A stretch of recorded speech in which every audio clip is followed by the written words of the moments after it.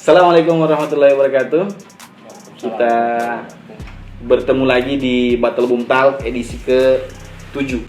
Ini segmennya lumayan berbeda karena kita menghadirkan seseorang yang mungkin kurang familiar wajahnya di di Instagram, dia pokoknya di YouTube dan lain sebagainya dia kurang familiar lah. Nah, artinya dia ini adalah orang yang asing lah di seperti begini ya. Asing sekali ya. Pasti orang bertanya, siapa juga ini yang Battle Boom Talk datang? Farid Muharram Habibu. Dia ini adalah salah satu orang yang aktif di bidang olahraga futsal, dan kita rencana mau kulik tentang masa-masanya yang kelam. Oke, kita kelihatan jelek sekali sama kita masa-masa kelam. Tapi sekarang sudah alhamdulillah. Oke, Farid. Jadi bagaimana kabar ini? Alhamdulillah, sehat. Baik. Oke. Kemudian Farid sibuk apa sekarang ini, Farid? Sibuk kantor pagi. Sore biasa latihan bola. Ya, malam kadang futsal, masih rutinitas dulu. Oh iya, oke. Farid, kau ini itu tadi toh kesibukan main futsal, main bola. Kau ini adalah seorang atlet futsal. Ceritakan dulu, pertama kau pilih untuk jadi atlet itu, maksudnya pilih jadi pemain futsal itu kenapa? Pertama mulanya kau main futsal, sebelum kau lanjut, kita minum dulu. Jadi, kok jadi start? Nah, kita ini didukung di sport sama Galaxy Coffee. Nah, ini alamatnya Farid di Jalan Tanjung Santigi. Jalan Tanjung Santigi. Mereka menyediakan berbagai macam kopi. Konsep kopinya ini manual brew. Nah, kemudian dia ini tersedia di semua ojol. Ada. Oke, lanjut Farid. Tapi ongkirnya ketinggian itu jauh. Lumayan. Terserah dari kau. Bisa gratis ongkir, langsung kau hubungi ownernya saja. Oke Farid, pertama kau aktif, pertama kenal futsal itu di mana? Maksudnya pertama main futsal. Awal itu saya ada keluarga punya lapangan di tahun 2011, 12. Awal punya lapangan, sering main di situ. Di Miangas. Oke. Nah, di Miangas ada buat klub kecil-kecilan. Klub kecil-kecilan dengan yang punya lapangan. Oke. Nah, terus ada per tim begitu diambil satu-satu. Maksudnya? Per tim begitu dia lihat ini bagus mainnya, diambil satu orang. Nah, diambil satu orang. Oh, tiap ada orang main dia lihat bagus ini. Oke. Ini om yang punya lapangan. Oke. Lapangan. Kebetulan omku juga. Nah, jadi dari situ awalnya 2012 terbentuklah ini Marenos. Nah, Oke. Marenos. Dari situ mulai kita sampai beberapa tahun kemudian karena kita punya lapangan, jadi latihan di situ. Rutin latihannya. Coba bayar lapangan toh. Iya, bayar lapangan lagi tidak baku-bantah patungan. Karena penyebabnya tim-tim ini keuangan. Aduh, Anda coba bayar lapangan berapa? Lapangan dulu itu 50.000 minimal. 50.000. Sekarang mana ada 50 sekali? Ya ada sudah. Oke, lanjut Red. Nah, terus dari situ ada keluar kota di situ mulai belajar dipanggil. Sampai ada lalu event 2013-2014 itu ada namanya LFAI, Liga Amatir Futsal Indonesia. Sampai datang Pinky Boys. Oke. Tahun berapa itu? 2014. Oke. Nah, di situ kita ikut pertandingan LFAI itu sampai di juara ketiga. Juara ketiga sampai situ. Berangkat. Artinya itu event bertaraf nasional sudah? Iya, nasional. Oke. Tapi dia seperti liga sekarang, Liga 3, tapi dari betul-betul dari bawahnya sampai di daerahnya. Oke. Nah, terus sampai di situ kita terpilih sama ada kebetulan manajer kita presidennya kita Pak Erwin Sumampo. Oh iya, Masum ya. Oke. Dia kasih berangkat ke Jawa Barat. Itu main apa? Itu LFI itu, tapi sudah nasional punya sudah. Oh, berarti dia diseleksi dari daerah dulu, baru tingkatnya lanjut. Kita masuk wilayah 7, Makassar, semua itu. Siap. Sulawesi lah. Jadi sudah berangkat ada 3 tim, Bantaeng, Pinky Boys, oke. sama Marenos ini. Marenos, 3 tim. Perwakilan Sulawesi. Perwakilan bukan Sulawesi Tengah. Wilayah 7 ini, wilayah 7. Oh, perwakilan wilayah 7 Sulawesi Tengah. Sulawesi Tengah. Oke. Sulawesi Tengah salah satunya. Sulawesi Tengah salah satunya Marenos. Ada. Pinky Boys ini dari mana? Makassar. Makassar dong. Iya. Oke. Terus Sudah di situ berangkat ke Jawa Barat kalau nggak salah. Di Jawa Barat sana kita Marenos itu bertahan di 32 besar. dari berapa tim itu? Dari berapa tim? Kita 24 besar. 24 Dari besar. 32 tim. 32 tim.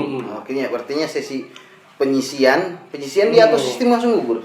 Penyisian. oke. Lagi pool, ya. Nah, terus dari situ kan kita jatuh kalah kan. Berangkat pulang tahun depannya digulir lagi itu. iya. Tapi namanya sudah dirubah jadi LFN, Liga Futsal Nasional. Iya, Liga Futsal Nasional. Oke. Tiada batasan umur dulu itu ya? Ya, tiada. Terus batasan pemain Tiada masih umum. tiada, pokoknya umum. Umum. Oke. Nah, terus Abis itu berangkat kita ke Makassar 2015. itu seleksi lagi. Di situ lagi yang 24 besar kemarin dikasih masuk di Seri B namanya, Liga 2 sekarang. Oh, seri B sana. Untuk Seri- futsal ini. Untuk futsal. Oke. Sistemnya seperti Liga 2 sekarang. Ya. Tapi lalu Seri B namanya. Nah, terus Di situ dibagi semua kita wilayah timur. Wilayah timur. berarti Papua, Ternate, Ternate, Maluku, oke. ya, masuk. Terus Nah, di situ dengan kita satu-satunya. nah, dari Sulawesi Tengah. Wakil ya. Oke. Berangkat Makassar kalah. Oh, kalah. Oke. Jatuh kalah. Nah. Terus 2000 berapa itu? Itu 2015. 2015. Nah, oke.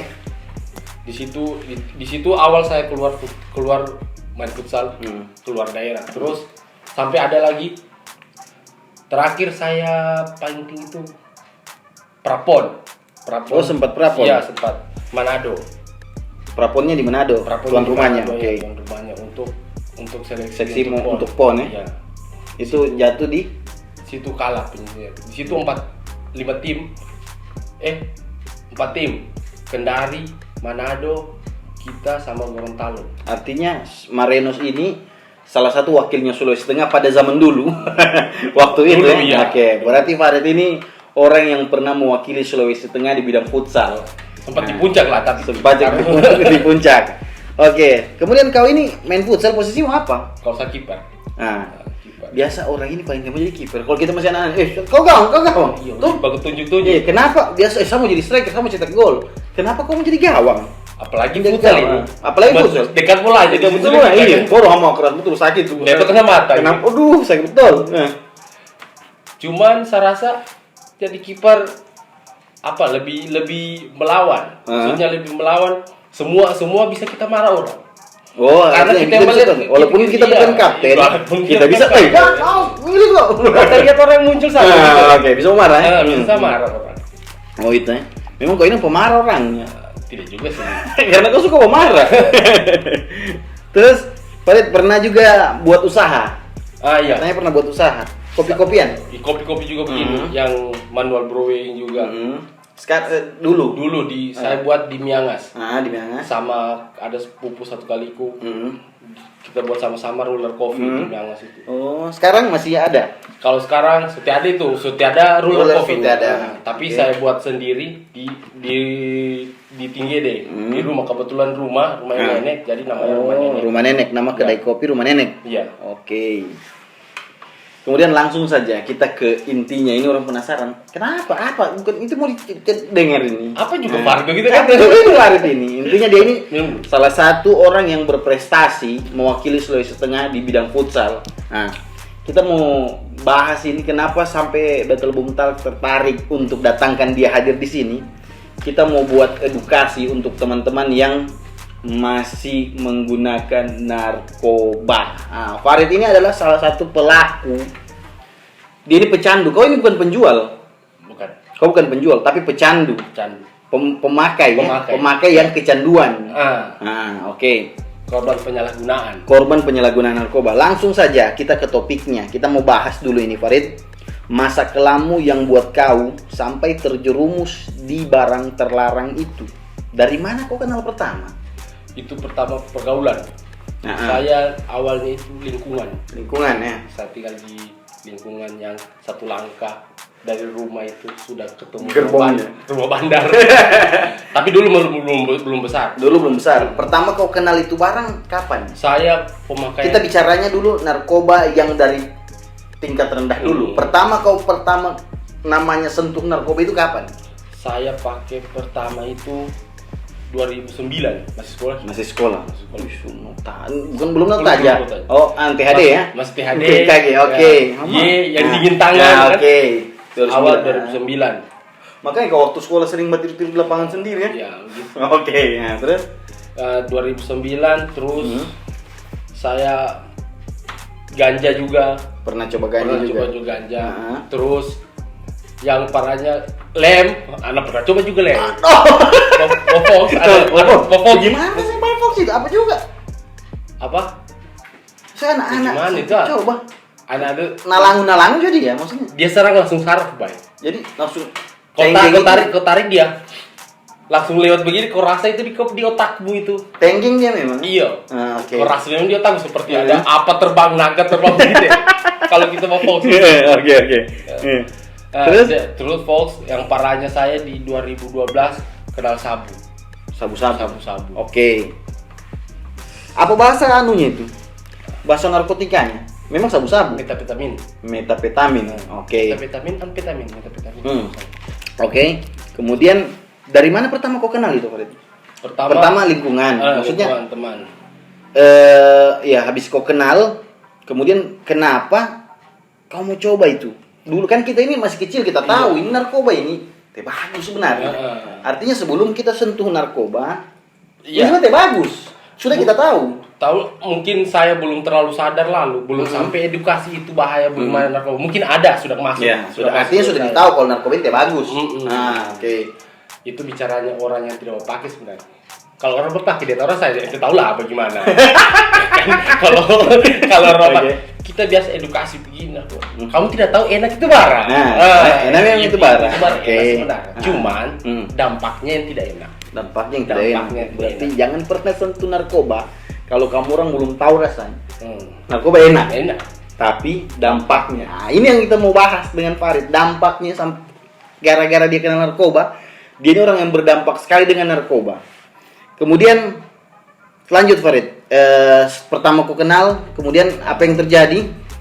Pertama saya kenal itu 2012, sabu itu pertama masih belum ada di ECR 100 di Palu ini. Bayangkan 2019 ini, Bang. Ini kenapa saya antusias sekali bahas narkoba ini dimanapun. Ya, oke.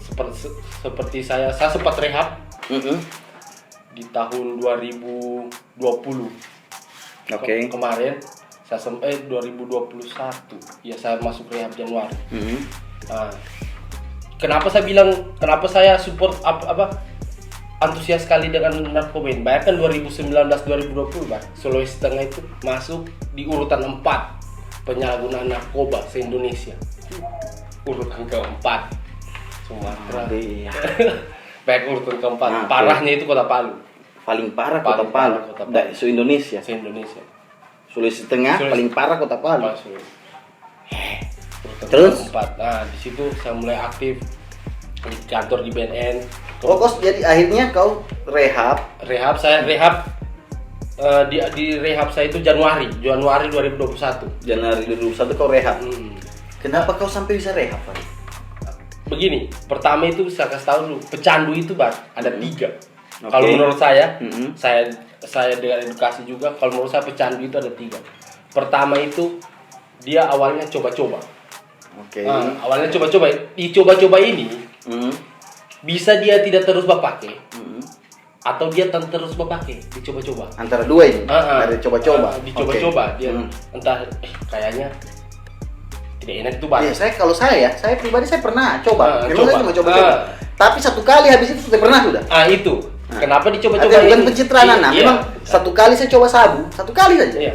Ada teman gitu yang kasih coba, kau harus rasa dulu ini supaya kau ceritakan anak cucumu kalau ini barang teh bagus. Begitu. Teh bagus dia kasih edukasi juga saya. Edukasi bandar itu. Iya, supaya anak mau beli sama. Dia bandar. Kau coba dulu ini, Bang. Saya bilang, teh mau usah pakai begitu. Ini tidak supaya kau ceritakan anak cucumu nanti, ini barang teh bagus. Terus lanjut. Terus pertama itu antar coba-coba. Bagus Terus yang masuk di sini. itu kau masuk di sini. Bagus yang seperti kau dapat seperti kau Ya, kan. bagus itu, Langsung ya. aku bilang tidak bagus ini barang. Oke. Kalau ini orang yang dapat dia bilang, oh rasanya sepertinya ini barang ini bakal selesai masalahku. Yang dia jengkel di rumah. Mulai sudah ada masalahnya yang dia bisa diatasi. Tapi dengan dia pakai dia rasa terselesaikan masalahnya. Padahal udah selesai sebenarnya, cuman ada perasaan tadi. Ada perasaan, diksinya bermain. Oke. Nah, terus sampai di tahap kedua. Di tahap kedua ini tahap yang kalau kamu kasih tahu dia tidak berdengar. Maksudnya, tahap kau bilang, kau edukasi bagaimanapun dia, kau rehab berapa puluh kali. Oke. Kalau dia masih di tahap masih suka-suka pakai, bakalan tidak berdengar. Berarti itu Ini masih suka pakai, masih jos-josnya. iya, masih anak sok banget. Anak narkotika banget. Yang dia rasa dia bisa atasi, oh tidak, saya bukan pecandu. Iya. Padahal coba-coba. Ada kan biasa beberapa saya punya teman, ya ada biasa kita cuma dibelikan juga, cuma kali saja. Itu kadang awalnya. Gitu. Itu masih di tahap kedua itu Tahap sudah. kedua. Oke. Ada tahap ketiga. Tahap ketiga. Ini yang paling ekstrim sudah berarti. Ini orang yang mau berhenti tapi tidak bisa. Apa itu? Orang yang mau berhenti narkoba, tapi dia tidak bisa. Dia rasa bisa saya berhenti. Padahal dia tidak bisa. Dia sudah rasa saya bisa berhenti, tapi tidak bisa sudah sebenarnya. Bagaimana? Pecandu berat itu pasti ada rasa di tahap ini. Karena dia pikir sudah ruginya bagaimana. Ya, tapi dia sudah menghayal dia nih ya. Tapi dia tidak bisa lepas. Saya di tahap itu dulu. Dimana saya sudah punya keluarga, kan? Saya sempat punya keluarga. Sempat punya keluarga. Tapi masa saya begini terus. Tapi saya tidak bisa atasi. Sudah ada menghayal. Mau berhenti bang. Iya. Mau berhenti bang. Tapi tidak bisa. Harus kita butuh bantuan orang. Tidak bisa kita sendiri. Mungkin kita bisa. Ada temanku, karena ada temanku yang bisa. Mungkin kita bisa, tapi dia harus kena dampaknya dulu, baru dia sadar. Maksudnya apa? Ditangkap apa? Seperti dia hampir pingsan, mati apa? Antara biasa dampaknya dampak fisik, cacat, atau sakit, atau hampir mati, atau hampir bangkrut, habis keuangannya begitu. Iya, itu harus kena dampak itu dulu, baru dia bisa berhenti sendiri. Oke. Sekarang kau sudah berdamai ini dengan narkoba. Berarti kau salah satu orang yang sudah dapat ini dampaknya. Sudah dapat dampaknya. Oke. Coba ceritakan dulu apa dampak buruk sampai dampak yang kau sudah dapatkan, kemudian kau pilih untuk berhenti. Dari pertama kau sentuh itu, apa yang telah terjadi? Oh iya. Karena biar gini, orang bernarkoba itu kan biasa mencuri uang. Iya. Nah, kau apa semua? Lanjut, minum. Ini tak dengar jelek sebenarnya, tapi ini jadi pembelajaran. Ya, ini untuk edukasi untuk teman-teman. Bukan untuk dicontoh. Bukan untuk dicontoh. Jangan sampai mereka terjun ke sini dan akan mendapat kejadian seperti ente ini. Kenapa saya semangat sekali bahas tentang narkoba sampai saya di BNN? Di BNN saya, kita bicara di BNN saya berjadikan sampel. Ini loh, orang habis rehab, orang pecandu dulu tapi bisa. Tapi bisa tidak nyabu lagi. Itu saya intinya, jangan nyabu. Ya, oke. Terus dampaknya saya pertama sekalian, dampak paling kecil sampai dampak yang paling hancur sampai kau mau rehab. Kau rehab ini ditangkap. Tidak, saya datang sendiri ke BNN kota. Laki-laki kau. Oke. Saya pikir capek sudah, saya capek. Saya jual motor. Ya, yang paling kecil. Pertama saya gadai, awalnya gadai. Pertama gadai dulu. HP kan? Untuk HP dulu. HP yang paling kecil untuk beli. Oke. Pakainya. Pertama gadai biasa gadai HP dulu tidak? Langsung jual. Pertama gadai. Gadai dulu. Bisa tebus jual. Oke. Kayaknya tidak berasa ini. Motor. Ini motor sendiri. Motor orang tua. Motor orang tua. Oke. Gadai. Kayaknya kas terus saja, bakmar saja itu bahan. Itu barang kan. Tak jual sudah ke sana motor. Saya pernah sebelum menikah, Bang. Saya menikah kan. Saya sebelum nikah, Bang. Uang menikah aku itu sekitar habis 50-an juta cuma untuk judi. Mau menikah ini? Mau menikah. Oh, kok main judi juga? Main judi juga. Sudah satu paket itu. Oh, baku ikut dia itu ya? Baku satu paket. Kosong kencang, enak main slot, main judi begitu. Oke. Sampai saya di tahap 2019-2020 sebelum saya rehab, saya pikir kayaknya. Tunggu, uang menikahmu ini kau dikasih uang sama orang tua? nominalnya persiapan untuk nikah 50-an. sekitar 50 juta. Oke. Habis. Kau tidak jadi kawin. Tetap saya menikah. Pakai Persen orang tua. akhirnya orang tua yang akhirnya orang tua lagi yang Dampaknya. berdampak kan. Jadi mana kita tahu artinya orang tua jadi bawa utang, jadi bawa apa karena kita. Padahal 50 juta itu nominal banyak. Cuma gara-gara narkoba jual kasih baik kan. Nah, terus saya menikah 2019. Saya menikah 2019. Pernikahanku itu bukan seperti orang umumnya. Iya, kayak anak saya. Tapi ada lah, oke. Ada anak. Rock belum ada. Sampai selesai belum ada anak. Oke, lanjut. Dan saya di tahap masa begitu terus pernikahan saya jarang sama istriku, saya jarang nafkahi, saya cuma fokus di narkoba aku saja. Pokoknya saya cari uang itu bagaimana supaya saya pakai. Kau tidak pikir sudah istrimu? Tidak pikir. Ada sejarah sekali-sekali saya kasih, tapi lebih banyak saya buangkan. Maksudnya apa? Kau kan kayak begini, kita tahu kan perempuan ini mau sama kita kenapa? Maksudnya bisanya nih perempuan sebelumnya kau punya mantan istri bisa mau sama kau padahal dia tahu kau pemakai. Dia tahu kau pemakai. Saya pacaran 2010. Dari 2010. Lumayan lama. Lebih lama kita pacaran daripada menikah. Oke. Nikah kita 2 tahun sampai saya di tahap saya pamit. Kayaknya saya mesti rehab. Kau pamit dengan dia ini? Pamit. Oke. Kayaknya saya mesti rehab. Jadi saya berangkat pamit rehab Januari 2021. Saya pamit rehab di mana? Di Kalimantan. Kau menyerahkan diri di sini dulu? Pertama saya sini, minta surat rekomendasi dari sini.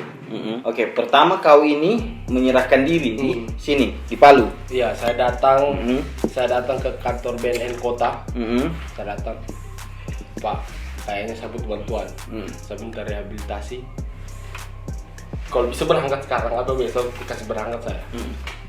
Kok memang tidak ada rehab di Palu? Tidak ada tempat rehab? Di Palu ini tidak ada rehabilitasi. Rehab inap tidak ada. Rehab inap ya? Oke. Yang ada cuma yang di fasilitas BNN itu ada di Makassar, Badoka, sama di Samarinda, Tanah Merah. Itu ditanggung sama BNN? Tanggung BNN, gratis. Gratis ya? Oke. Jadi kalau ada yang pecandu di luar sana yang capek sudah dengan pemakaiannya, tapi capek cepat juga capek karena temo lama itu. Iya. Jangan sampai kamu ditangkap. Jangan sampai tak. Lebih mengerti laki-laki nanti. Datang di situ, dorang di asesmen, di edukasi bagus, baru bagaimana pemakaianmu, berangkat gratis leka. Berangkat gratis. Oke. Saya di rehab selama 5 bulan 20 hari. 5 bulan 20 hari. Oke. Pas di rehab sana saya pulang. Pulang saya, pulang saya dapat di rumah itu. Apa? Gugatan. Ada pulang di rumah ya? Pulang di rumah. Padahal kau ini rencana semua kasih bayar. Begitu niatnya. Dalam hatiku, pura-pura sia-sia saya. Gugatan nih. Iya, digugat akhirnya kan. Cuma saya pikir ternyata kita rehab itu bukan untuk dengan saya rehab suruh berhenti sana tidak. Kita intinya seperti pergi kumpul amunisi di sana. Bagaimana nanti kita di luar melawan, untuk melawan supaya tidak lagi. Iya. Terus satu lagi, mau berhenti harus keinginan sendiri. Jangan ada saya mau berhenti karena perempuan, saya mau berhenti karena ini orang tua. Jangan ada berpikir begitu. Iya. Ketika mereka itu kecewa, kau bakalan pakai lagi. Gitu. Ketika kau kecewa dan mereka, nanti kau pakai lagi. Misalnya karena kita ini namanya dengan orang tua biasa kan ada baku tersinggung begitu. Saya sudah baik-baik dengan kau gara-gara apalagi dengan istri. Saya sudah baik, sudah kendati saya berrehab dan misalnya papa ini, saya sudah baik-baik berrehab. Wah, kau masih jahat sama saya, sudah saya narkoba ulang. Begitu juga dengan istri. Kau masih ngebantah-bantah padahal saya sudah mau tobat. Akhirnya untungnya selama saya di sana 1 minggu sebelum saya keluar, saya tahu kalau saya digugat. Tapi kau ada pakai HP di sana? Iya, dikasih itu. Tapi di 3 bulan berikutnya baru dikasih. 3 bulan full tidak bawa HP? Bawa apa itu? Apa? Selama di sana 5 bulan 20 hari kau bawa apa? Mindsetnya kita begitu dirubah. Mindset diajarkan kita sama kayak di penjara begitu. Tidak, jauh sekali. Jauh sekali. Itu yang saya bilang. Jangan takut ke BNN untuk rehabilitasi. Jangan takut ke BNN untuk rehab. Rehab. Beda dan penjara dia. Jauh sekali beda. Kalau penjara nasienge Bisa saja di penjara kau tambah parah pemakaian. Tapi belum tentu juga di penjara yang di Pluto. Penjara di Pluto, bukan Irlandia. penjara di Satir. bukan penjara di Indonesia, penjara di daerah sana jauh. Oke. Sarkas.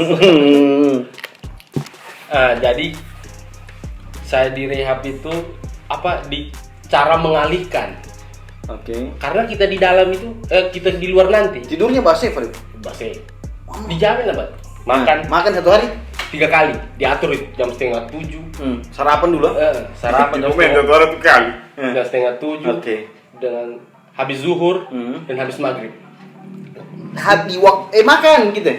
Makan semua makan. Dengan snack jam 10 pagi. Ada snack Ada juga. lagi snack. Kopi, snack, roti. Jam 10 pagi. Gratis itu. Gratis. Sampai kamu menyerahkan diri sudah. Terus. Snack 2 kali. Pagi jam 10 sama sore jam 4 habis asar. Itu snack, Bang. Diatur makan, diatur tidur, kita terima program. Bangun subuh. Disuruh sholat. Iya, sholat. Ya, kalau muslim sholat. Kalau Nasrani ke gereja. Jadi memang dari segi agama di latar kita didampingi 5 orang. Satu orang dampingi 5. Ada untuk psikolog, konselor, ada yang untuk ustadz.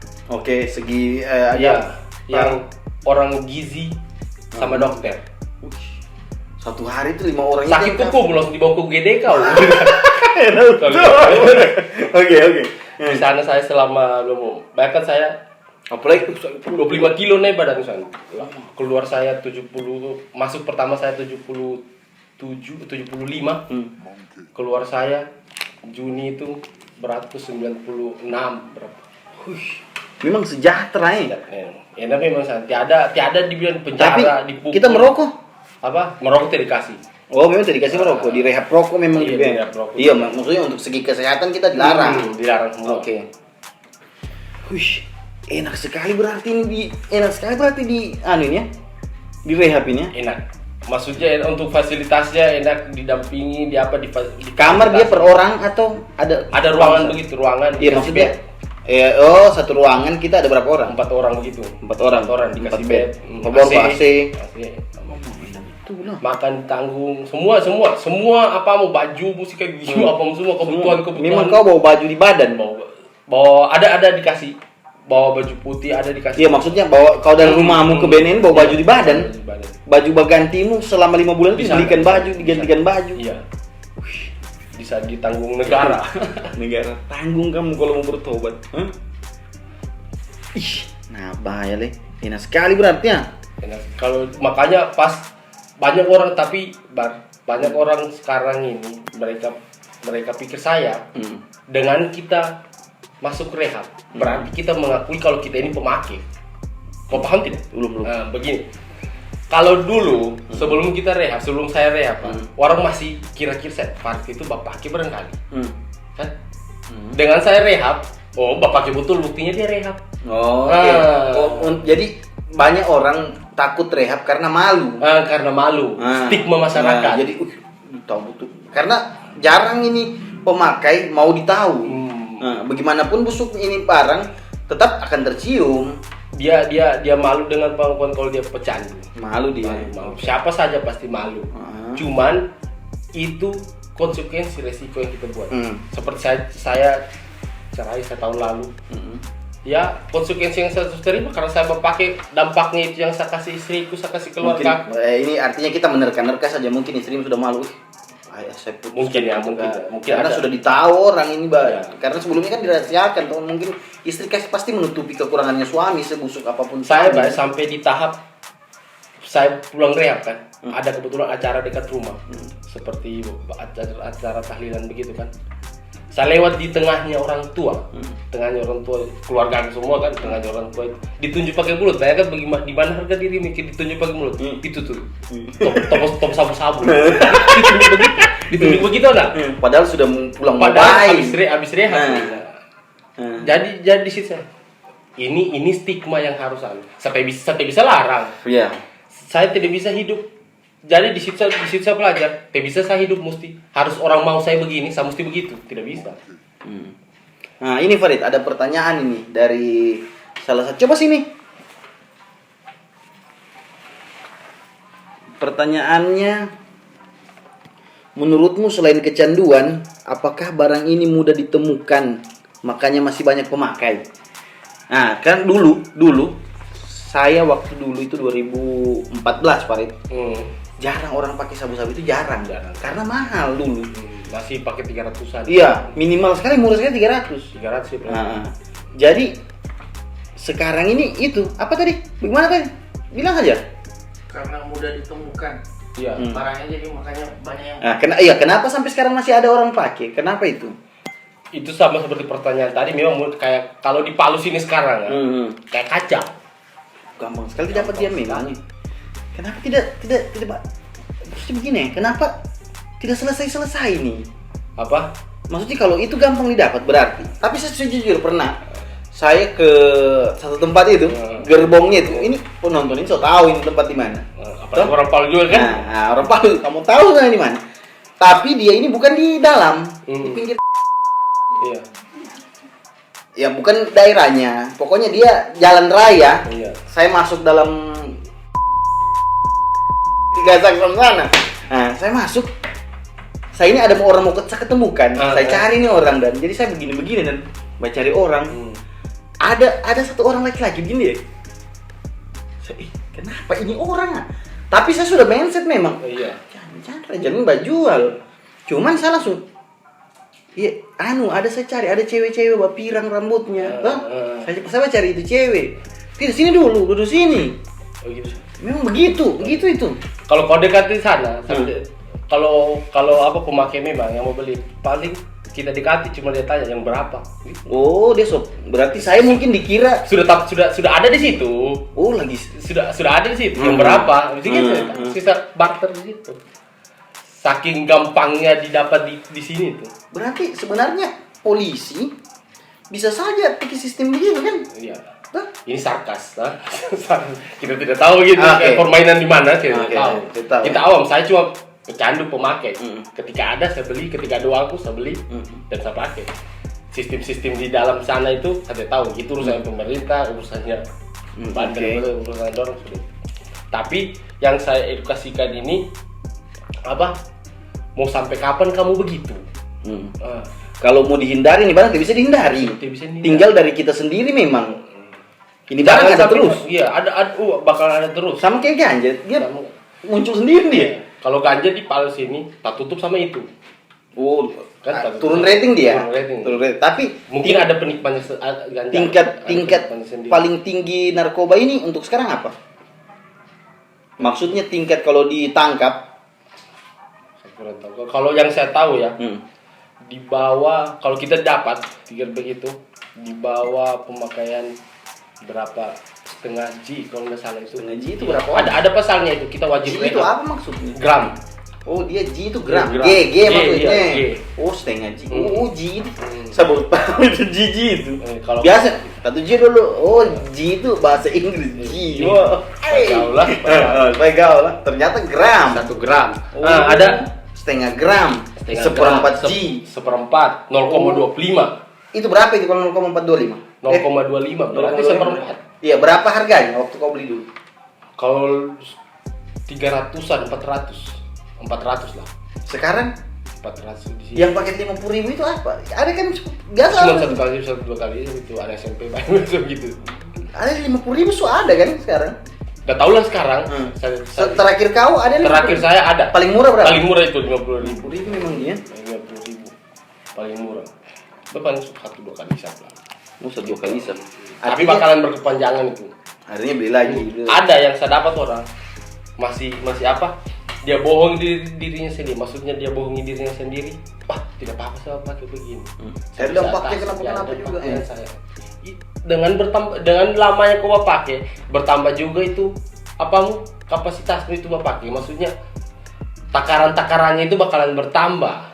Jadi begini Farid, kalau obat dia kan ada overdosis. Kalau obat kan ada overdosis. Kalau kau sudah konsumsi dalam jumlah banyak, nanti kau keracunan, bau busa mulutmu, pingsan. Kalau sabu-sabu ini ada overdosisnya dia. Ada dosis yang bikin mentok. Dia Tidak ada. tidak ada. Tidak ada. Kita bakalan tergantung terus kita. Tergantung terus dia. Tidak ada klopnya ini, Bar. Tidak ada puncaknya. Tidak ada puncaknya. Kita mencari seperempat ini, kita pakai 300. Kita kurang, tambah lagi sampai bodoh, sampai tak tidur sendiri.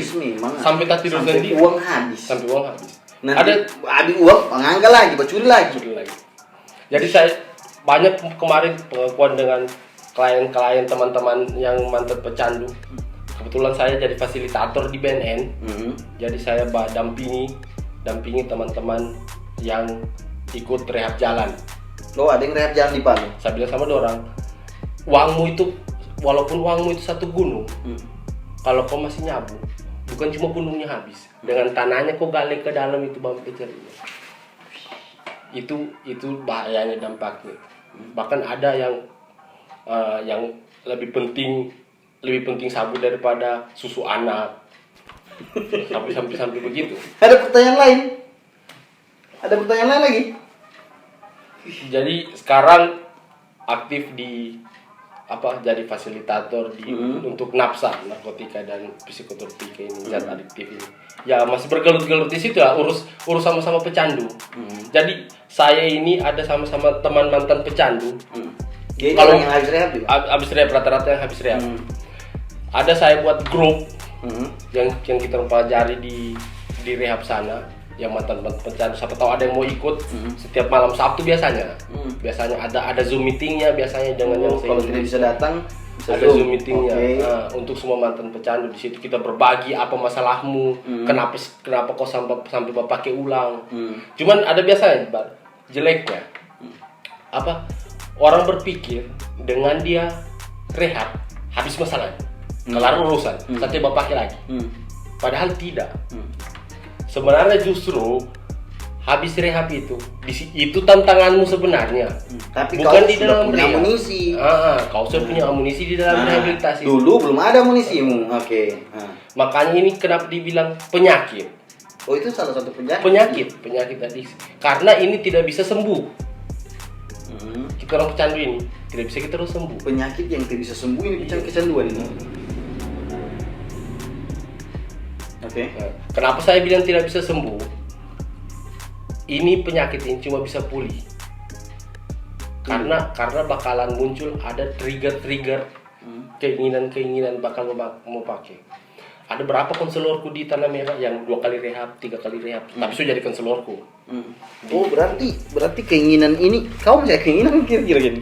Saya ada keinginan. Ini jujur ya, masih ada keinginan, tapi kau sudah punya besar keinginan. Kalau keinginan kadang lebih besar keinginan. Nanti di surga Jadi bakurun di rumah saya guys, bakurun di rumah, bakurun di rumah. Saya bilang, "Ma, kayaknya saya mau minta pakai ini." Oh, kau jujur biasa. Saya jujur. Begini, Bang. Sifat asli pecandu itu bohong. Pasti bohong. Pertama. Pasti. Okay. Semua cara dia pakai supaya dia bohong dapatkan hal itu. Pokoknya sifat asli pecandu itu pasti manipulasi, berbohong. Pasti bohong. Semua. Jadi jangan heran kalau pecandu hari ini bilang ini, besok dia bilang lagi lain. Itu bali bela. Itu sifat asli pecandu. Jadi saya bilang sama, biasanya muncul trigger keinginanku untuk mau pakai. Ada namanya itu trigger keinginannya kita untuk mau pakai. Ketika biasa saya dan temanku, kayaknya bapak sabu ini. Tidak hujan habis makan. Kode ya. Tidak saya ada di rumah kan. Pancing ya. Hujan habis makan, batare ini. Walaupun kita habis rehab ini, pikiran itu bakalan muncul. Makanya itu tidak bisa sembuh. Saya alhamdulillah sudah 1 tahun lah. Iya, 1 tahun memang tidak pernah sentuh semenjak dari sabu rehab. Jadi saya sampai sekarang kenapa sih nanti bisa sembuh? Saya lihat pipet itu, begini bedanya orang lihat pipet. Bedanya ini orang normal dengan kita pemakai. Kita lihat pipet dengan botol. Kalau orang normal kamu kasih, dia buka tutup botol, dia masuk pipet, dia minum. Kalau kita yang pecandu, kita lubang kepala, sudah kita di kepala kita ini, itu pipetnya nanti itu panjangnya begini ke bawah, itu nanti ke sana, kita sudah pikir. Itu bedanya kita. Jadi kita kadang ketawa sendiri sudah kalau lihat pipet dan botol sudah kayak jadi bohong, bisa jadi bohong. Saya tahu bagaimana enaknya kalau jadi bohong. Begitu, itu bedanya kita. Kenapa itu saya bilang penyakit tidak bisa sembuh? Karena bakalan ada terus sampai mati, bakalan ada terus terbayang-bayang. Tapi rehab kita punya amunisi untuk melawan ini penyakit. Tapi kita bisa pulih. Bagaimana caranya kita mengalihkan kemauannya kita untuk pakai itu. Seperti bagaimana pergi jalan-jalan, pergi ketemu keluarga ketika kalau saya biasa muncul keinginan untuk pakai ini kayaknya. Saya pergi makan saya kasih kenyang, ngabus teku, ada tidur sudah kan, atau main HP di dalam kamar, nanti nonton film. Ketika satu roti ada uang di kantong ini, rumah bandar Anda tahu semua, kan? Apalagi ketemu dengan teman di jalan, saya tahu semua. Jadi sisa caranya kita balikan. Tidak sekali dua kali saya dapat temanku itu datang nih, berbagi. Oh masih ada dia yang datang sama kau? Masih ada. Bahkan saya buka begini pintu. Sudah bisa daripada saya di situ saya mungkin begini saya bilang. Kenapa saya bilang itu bahaya untuk orang mau berhenti ketika kamu dapat orang pakai kamu masih di situ, itu bahaya. 10 kali kau tolak itu mungkin, tapi mungkin yang ke-11-nya, yang ke-12-nya. 1 kali kau tarik tepat, 2 kali, 3 tepat biar saya bisa 1 kali saya coba. Pasti Pak, ada berapa temanku yang sama-sama rehab kemarin. Artinya ini bukan berarti kamu jadi demo. Iya, temu sembuh juga, bukan berarti demo rehab. Intinya kita rehabilitasi itu di BNN untuk supaya punya amunisi untuk melawan ini barang. Pintar kamu mengalihkan nanti. Jadi sudah dibikin kita punya trik-trik. Seperti hidup begitu. Maksudnya apa? Kau bajalani hidup ini terlalu bicara kuat. Bajalani hidup ini produktif. Maksudnya sebagaimana orang umumnya. Bukan kau sibuk dengan kecanduanmu saja, cuman setiap hari urus itu barang. Jadi ada kesibukan lah kau. Oke dan Farid, lumayan lama kita berbincang-bincang ini Farid. Terima kasih sudah mau meluangkan waktunya hadir di Battle Boom Talks, mau cerita semua masa-masa kelamnya, sampai bergabung di BNN. Untuk buat edukasi supaya bagaimana teman-teman mau menyerahkan diri ke BNN. Maksudnya bukan, bahasanya memang terlalu kasar menyerahkan diri. Artinya mau datang ke BNN, pergi di hotelnya BNN, mau berubah hidupmu. Ya, intinya kau datang ke BNN untuk merubah hidupnya. Terima kasih sekali nih Farid. Kemudian yang terakhir ini saya setiap narasumber atau gue yang datang ke Battle Boom Talks, saya selalu minta kritik dan saran. Nah, kritik dan saran tentang Battle Boom Entertain ini. Oke, bagaimana saya minta kritik, Battle Boom Talks minta kritik dari video-video yang sebelumnya yang sudah dinonton atau tentang Battle Boom Entertain. Bagaimana kritik apa yang kurang supaya untuk menambah kesenjangan ini talk show nanti. Kalau saya lebih ke masukan. Saya lebih ke masukan. Awalnya ini saya lihat, kita semua tahu kan. Awalnya saya lihat ini cuman untuk ranah musik, ranah musik, apa semua. Kayaknya saya ada peluang sama Bang, tapi ini cuma musik loh. Saya basic untuk bercanda. Jadi bagaimana nanti battle ini podcast ini lebih ke umum. Memang targetnya itu. Edukasi untuk ke masyarakat umum. Entah itu dari sanggar seninya, apanya, pokoknya yang lebih produktif untuk anak-anak muda. Siap. Pokoknya saksikan terus Battle Boom Talks. Kemudian masukannya tadi Farid lebih ke edukasinya ke umum. Jangan cuma satu arah saja. Karena banyak kebutuhan yang di luar sana yang mungkin belum tersampaikan, yang orang lain belum tahu, tapi kita ini wadah untuk sampaikan ke orang. Siap. Terima kasih teman-teman yang sudah menyaksikan Battle Boom Talks sampai dengan sekarang ini. Terima kasih juga kepada Galaxy Coffee dan Battle Boom Store. Kemudian terima kasih kepada Soal Palu yang membantu publikasinya. Assalamualaikum warahmatullahi wabarakatuh.